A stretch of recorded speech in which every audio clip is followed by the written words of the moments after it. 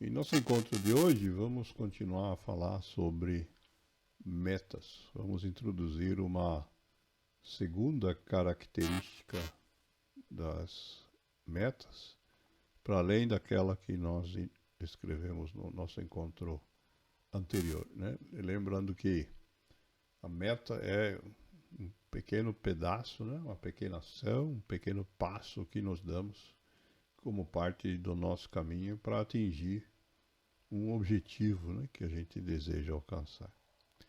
No encontro passado, nós analisamos uma série de reflexões, né, e chamamos isso de metas específicas, né, só para a gente relembrar aqui, então, o conceito. Né, a gente acabou não mostrando esse slide no encontro anterior.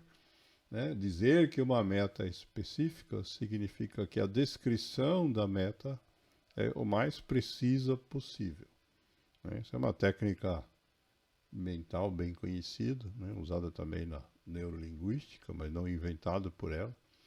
Né? Que quanto mais detalhadamente a gente conseguir imaginar aquilo que a gente vai fazer antes de começar, mais fácil fica de fato a gente conseguir fazer. Né? Por isso essa série de perguntas que estão na tela. Né? Quando a gente for planejar o que a gente vai escolher como ação, a gente souber responder exatamente o que a gente vai fazer, aonde a gente vai estar, em que momento exato do tempo, com quem, né?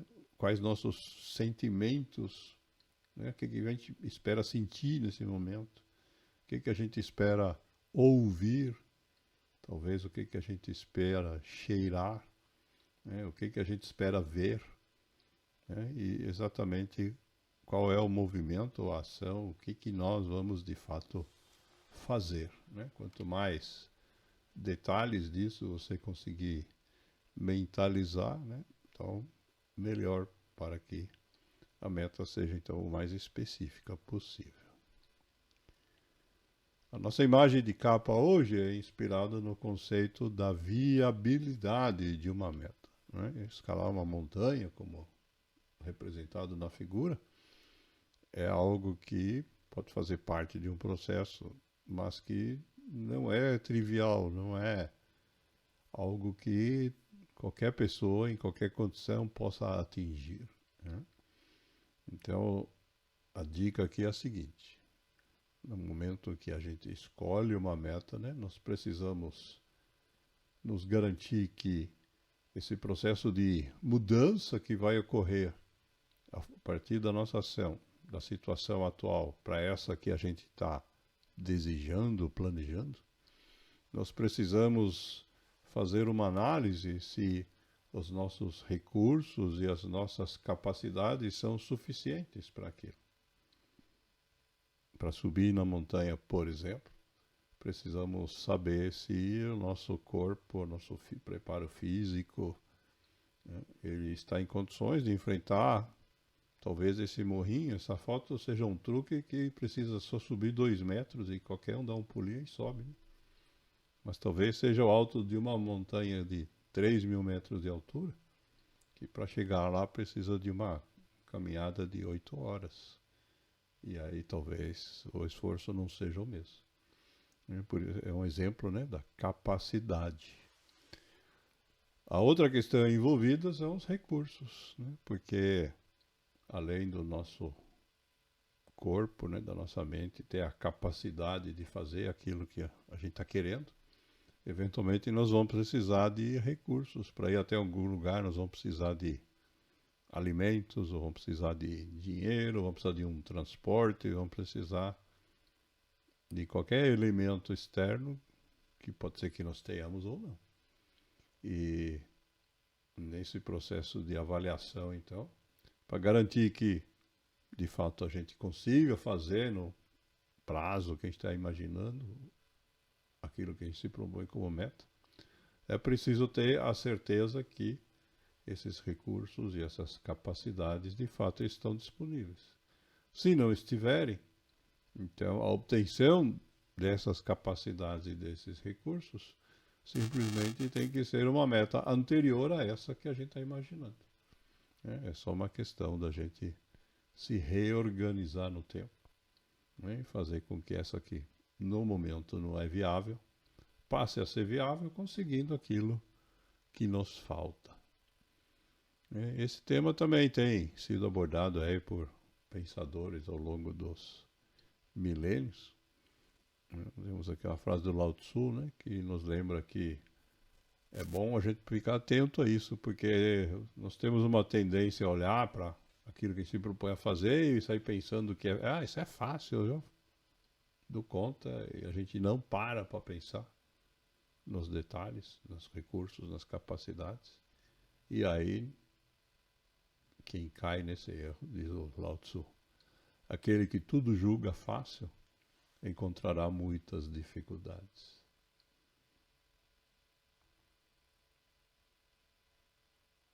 Outra lembrança semelhante, né, essa reflexão da médica americana Harriet Cady, que nos lembra que os seres humanos sempre tropeçam em pedras, nunca em montanhas.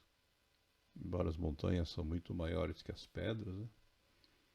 Ninguém tropeça nas montanhas, porque justamente por serem tão grandes, né, a gente nunca deixa de ver ou de achar que vão ser difíceis que nós temos capacidades ou recursos que nos faltam.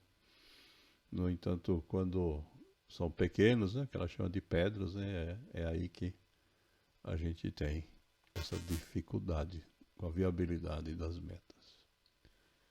Do outro lado, a gente também não pode se acovardar em função disso, né? A Eleanor Roosevelt nos lembra que precisamos fazer aquilo que pensamos que não somos capazes de fazer.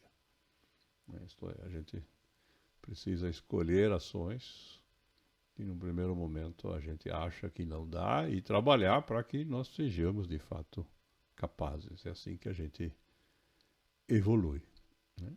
E se porventura não der certo, então temos aqui um conselho do Dale Carnegie, que diz assim: se você foi bem sucedido, pergunte a si mesmo por quê e tente repetir a ação. Se você fracassou, pergunte a si mesmo por quê e aprenda com a experiência. Isto é, a grande dica aqui é, independentemente se a gente conseguir ou não atingir a meta que tiver escolhido, a gente deve, no final, fazer uma avaliação desse processo, para que, se porventura a gente não tenha conseguido fazer, aquilo sirva de lição, né? Para que esse erro de avaliação da viabilidade da meta não se repita. Segundo o Tolstói, né, escritor russo, esse é o segredo da vida, né? Ele diz que a vida verdadeira é vivida quando pequenas mudanças acontecem. Essas pequenas mudanças, meta a meta, ação a ação, são as que de fato nos permitem avançar na vida. E para isso, citando mais uma vez o Dale Carnegie, nós não devemos ter medo de dar o nosso melhor só porque são pequenas tarefas. Não podemos cair no erro de, já que isso é tão pequeno, então eu não preciso me esforçar. Pelo contrário, diz ele, de cada vez que a gente conquista uma meta, mesmo sendo pequena, nós ficamos mais fortes. E se a gente faz os pequenos trabalhos bem, diz o Dale Carnegie, então os grandes tendem a cuidar de si mesmos. Porque os grandes são os nossos objetivos, né? E se cada passinho para chegar lá funcionar direitinho, em algum momento nós vamos perceber que estamos chegando ou até atingimos um objetivo que parecia muito difícil. Isso vale na vida, vale também no esporte, né? Tem essa frase bem conhecida do John Wooden, um dos maiores treinadores de basquete dos Estados Unidos, já falecido, que dizia para os seus jogadores, né, que ele sempre exigia 100% de performance, com o seguinte argumento, né? Se você não der 100% do que você pode dar hoje, vamos supor, você só dá 90%, Você não pode compensar isso dando 110% amanhã, porque você não pode dar mais do que você tem. Você não tem 110%, você só tem 100%. E é por isso, diz ele, que eu quero que você dê 100% neste momento. Em todos os agoras, né? A gente diz. Né? Então essa é a dica, né? Por menor que seja a questão, sempre dar 100% de si. A outra questão, abordada aqui pelo Picasso, né? Pintor espanhol bem conhecido, é lembrar a gente que, a princípio, não existe nada que a gente não possa concretizar, desde que a gente possa imaginar. Né? Pode ser algo que a gente tem que dividir em muitos pedacinhos, né? Para superar muitas pedrinhas no caminho, mas a gente consegue, diz ele, tudo que você puder imaginar é real. Essa mesma questão foi abordada também pelo Pitágoras, né? Outro filósofo da antiguidade grega, que diz que com organização e tempo acha-se o segredo de fazer tudo e bem feito. Né? Então, dois elementos, né? A organização, né? Que nós chamamos de disciplina, e tempo. Né? A gente precisa ter paciência, é uma de nossas virtudes, né? Para completar esse caminho na velocidade adequada.